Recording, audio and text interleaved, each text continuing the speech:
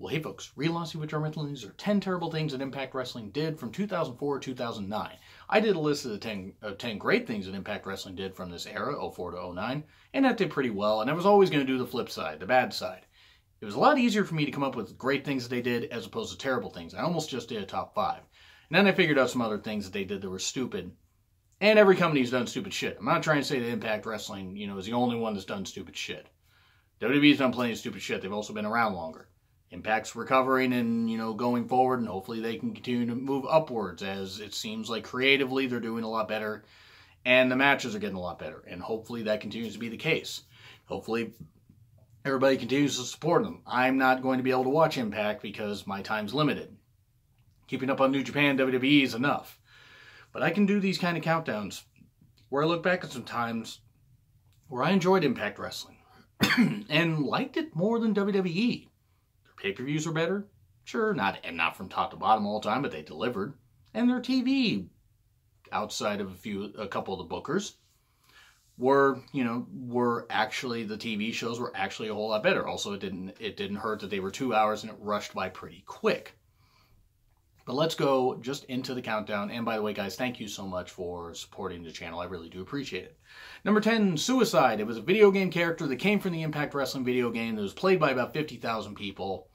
Like Kazarian, Christopher Daniels, and later TJ Perkins, TJP, which was pretty cool. I mean, I kind of like that he got that. Now he's succeeding in WWE. All things aside of, like, the guy maybe being a bit weird with how he acts on social media.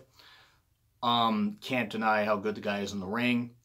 And just, yeah, the Suicide character was dumb. I mean, it wasn't a very good video game either. Let's admit that. It wasn't good at all, in fact. But it was nice that they were able to get a video game out. It's just a damn shame they couldn't do a second one where the bugs and shit were ironed out. But just taking a video game character and giving him this lavish entrance where he rappels down to the ring and this kind of stuff, or, like, just goes down to the ring, it's ridiculous. And all the different people playing him and the different body types and this kind of stuff. People could tell it wasn't the same guy. It was ridiculous. I mean, it just made the company seem more ridiculous than they should have. I mean, it's not even an entertaining way. Like, Suicide, really? I mean, whatever. It was what it was. Number 9, the last Rites match at Destination X 2007. Fire Russo were the chants that you mainly heard during this. This was when Sting and Abyss were having their feud. And it was a casket match where you had to beat a guy up, put him in the casket, and then the casket had to be raised up for them to win. Right. The Reverse Battle Royal, by the way, almost made it on here. But I decided, nah, last Rites was worse. Sting did bleed pretty damn heavily. I mean, I don't know if he bladed or if he, like, legit got busted open hard way by one of those stupid candle apparatuses that they had there. That was pretty dumb. Stupid, like, little, like old school, ye old candles holder. But it was pretty ridiculous. I mean, he did take a chokeslam in the casket. He took some bumps in there. The match itself wasn't bad, but it was just stupidly gimmicky and ridiculous. And yeah, Sting bled and stuff like that, but this is most memorable for the Fire Russo chance, which, yeah, Russo should have been fired. He should have never been hired by Impact Wrestling in the first place. Or any other fucking wrestling company. At least after WCW went under. Why the fuck would you hire a guy that couldn't do anything? Not that he was the sole reason that WCW went down, but he was one of the reasons. Yeah, the last Rites match was pretty shit. Even though Sting and Abyss tried to make that feud work, that was just overly gimmicky and ridiculous. Number 8, Samoa Joe joined the Main Event Mafia at Slammiversary 2009. I don't get it. He was about to win and then handed the title to Kurt Angle, and Kurt Angle put that up and he won. That was when Foley was champion. That'll be touched on here in a minute. But Joe joining the Main Event Mafia, he should have been competing against him. It was a whole Nation of Violence thing with the weird, goofy, curve to the left dick tattoo that he had on his face, and the sword that he had, and Taz being his mouthpiece, which Taz being his mouthpiece wasn't the worst thing in the world. Even though Samoa Joe could talk, it was a better use for Taz. But it was just dumb. Because it didn't really serve a purpose, and then you were just... Because Nash and Samoa Joe were feuding just a few months before this. Angle and Sting were feuding just a bit before. It was also on the same show where they had Matt Morgan lose to Sting, but they set that up by having a stupid stipulation. But Joe joined the Main Event Mafia was just bad because it made him seem ridiculous. These two had gone to war for how goddamn long, and yeah, let's turn Joe heel. Nothing wrong with turning Joe heel, but he didn't have to align with the Main Event Mafia. It just, I don't know, it didn't help his character. And also, he only won the TNA World title, now the Impact World Championship, one time. And then number 7, Nash and Foley as champions in 2009. The Mick Foley-Sting feud and the match they had at Lockdown 2009 was actually pretty damn good, all things considered. They had pretty good matches in 91, 92 in WCW. But just one, I mean, it wasn't gonna be like lightning quick. These guys were older and more beat up, and I understood that. But Foley becoming champion, it just didn't work because Foley really couldn't take those kind of bumps anymore. I mean, no one was telling him that. He really shouldn't have been taking those bumps. I mean, I don't blame him for going to Impact Wrestling, but just him being made world champion just undercut so many of the younger guys. It just didn't help. And then he was only champion for like 2 months. And I think he became the Legends champion at one point. He did get to wrestle Kurt Angle, and he got to wrestle Kevin Nash, which leads to the whole thing of Kevin Nash being champion, the Legends Championship, which became the TV title later. Nash being champion, no. Just not at that point. He tried, he did help out the X Division guys. He did try his best, but it just wasn't happening. It just, honest to God, wasn't happening. It was stupid. Both guys way past their prime being champions. It made the younger guys, the originals that they were building up, just seem ridiculous. Like, oh yeah, here are these bigger stars that have drawn more money than you. We're going to give them titles instead of giving them to you. And it just slapped them in the face. Which I'm not going to slap myself in the face, but you get the point. It just made the company seem more ridiculous. Nothing wrong with Nash and Foley, but you could have given them the guys that they were building up that they could have used to build better buy rates. Sorry, was Foley going to move buy rates as champion? No, even though he's a big star. Was Nash going to move buy rates? The Legends title wasn't going to necessarily move buy rates. It just wasn't. Number 6, the Electrified Cage that at Lockdown 2007 between Team 3D and LAX, and oh Christ. It was the old school cage where they couldn't, I don't know why they thought this was a good idea, but they had to react, everybody had to react like, like they were getting shocked. And they did stupid electrical noises, like, blinking lights and stuff like that, and that kind of stuff. It was so dumb. Oh my God, it was so dumb. It was just, not that the Team 3D LAX feud was that good, but it could have been better than this. I mean, geez, I think every guy bled. I know Team 3D bled. But my God, they might as well have just handed them their pink slips right there. And just said, you guys aren't going to, it's like, you guys aren't going to be taken seriously after this. Now, to LAX's credit, they were still over, and so was Team 3D, don't get me wrong. But this was a bad idea no matter what company it was. It was a bad idea. It would have been bad in Impact. It would have been bad in Ring of Honor. It would have been bad in WWE. It would have been bad in Japan. It would have been bad in any company at this point. It wasn't going to work, and the way that Impact did it just made them seem second rate, and they should be an alternative. Even if they're never going to have Vince's money or that kind of stuff or whatever, they should be an alternative. This didn't help them. It did not help them at all. It was really fucking bad. Number 5, Pac-Man Jones. The fact that this scumbag was allowed to be a tag team champion at all just highlights how Impact Wrestling was just blowing up their tag team division. That took a while to, get the credibility back. I mean, AJ Styles and Tomko did well with that after beating Team Pac-Man, which was actually Consequences Creed, now Xavier Woods, and Ron Killings, now R-Truth.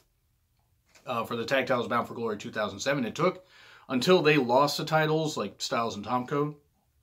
Okay, now things are starting to get a little better. It took a while to wash the stain of that off. Even if Pac-Man Jones could have competed, it was a bad idea. He was involved in a strip club incident that left a guy paralyzed. Just Google the whole thing if you don't know about it. I'm not going to sit here and try to rattle off all the facts and all the shit that happened. He was a disgraced football player, a piece of shit human being from all rights, and accounts. And he would have been a piece of shit no matter what.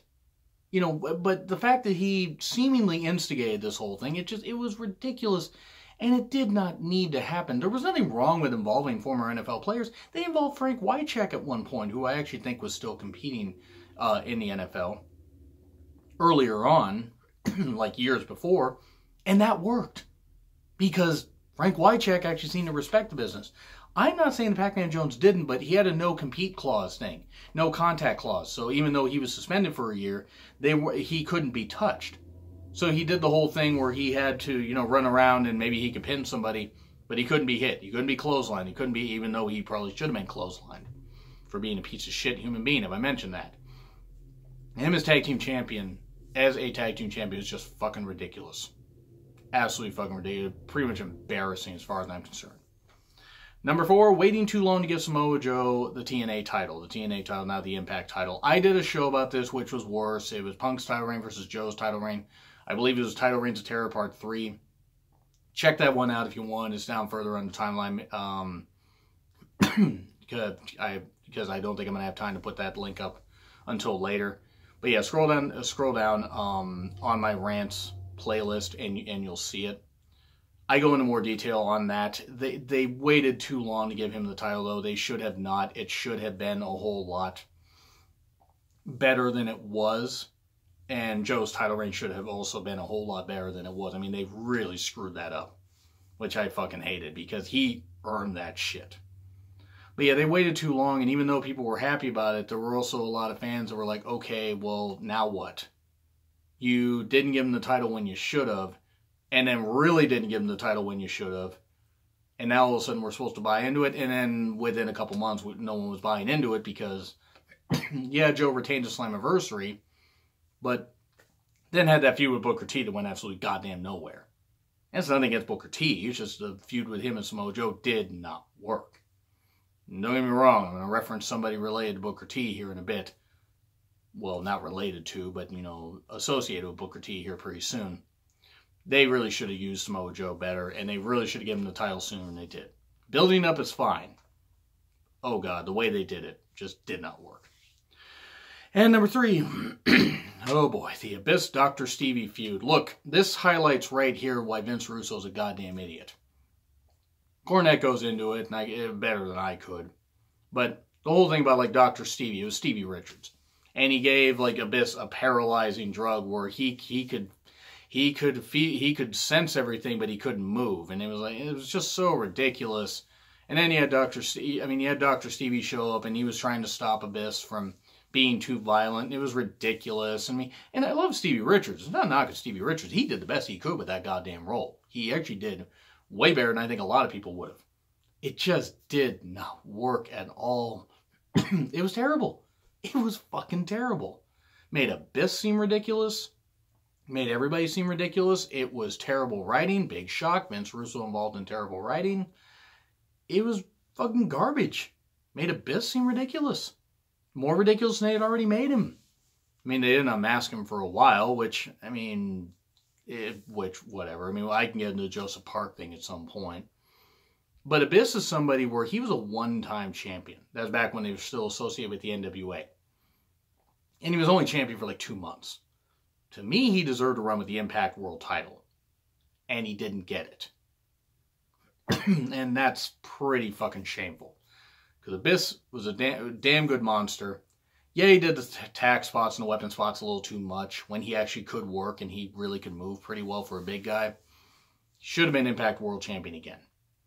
And he wasn't. And this feud is one of the reasons why a lot of people started not caring a ton about Abyss.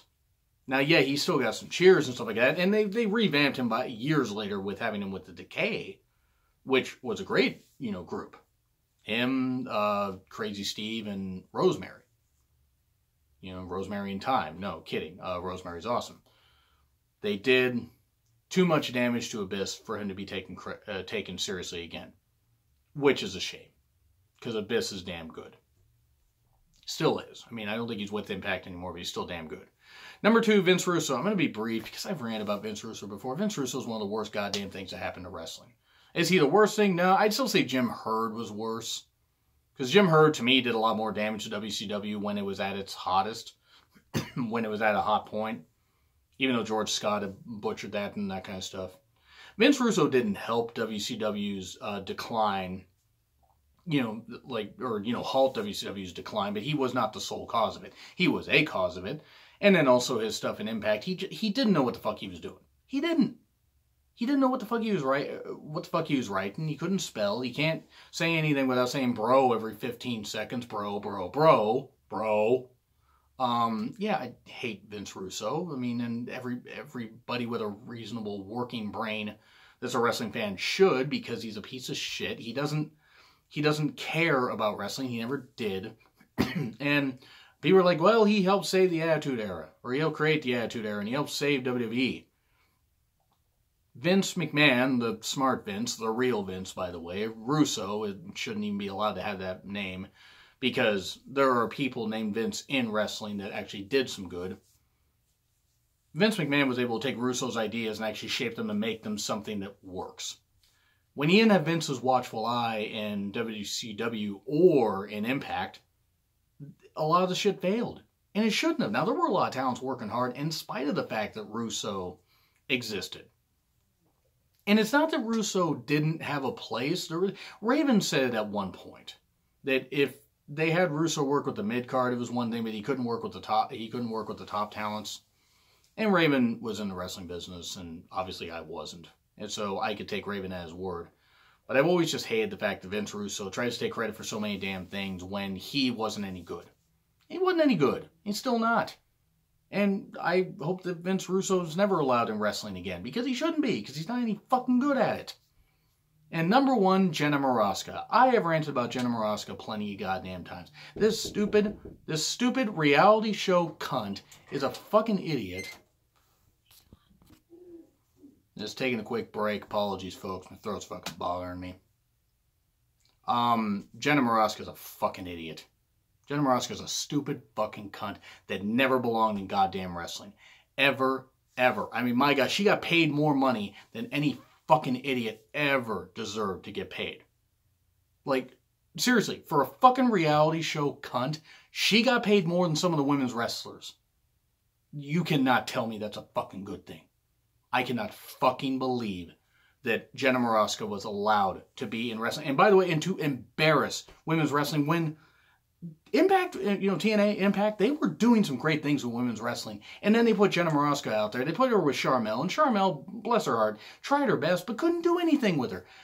Fucking hell, Jenna Maraska doing this ugly-ass fucking dancing, this skanky-ass attitude, skanky-ass look. She never belonged in wrestling, and I'm embarrassed that she was there. That actually made me embarrassed. It made me embarrassed for the women that were working there. They had Sojourner Bolt or something like that. I think that's her name. I don't remember her being a big star, but she seemed like she knew what she was doing. She deserved better. Awesome Kong, who was at ringside, sure as fuck deserved better. Charmel deserved better. They might as well have just scrapped the whole Knockouts division right there, because that made their women's division seem second rate. And not that WWE was doing anything better with their women's division. I'm not going to say that. That's not it at all. But it was fucking ridiculous. Jenna Maraska should have never been allowed in the goddamn wrestling business, and the fact that she was, I don't know who came up with the idea. If it was Russo, it was Dixie Carter, yeah, fuck both of them, because they're fucking idiots for that. Paying this stupid reality show cunt all this money for no goddamn payoff. Did they get any extra buy rates because this skank was on there? No, they didn't. They got just nothing. They got a whole bunch of shit. It was fucking ridiculous, fucking rotten. So anyway, that's what I gotta say, folks. Do you agree? Do you disagree with what I said? Like, share, comment, subscribe. Twitter link in the description. It's been real honesty with John Ritlin. I will see you soon.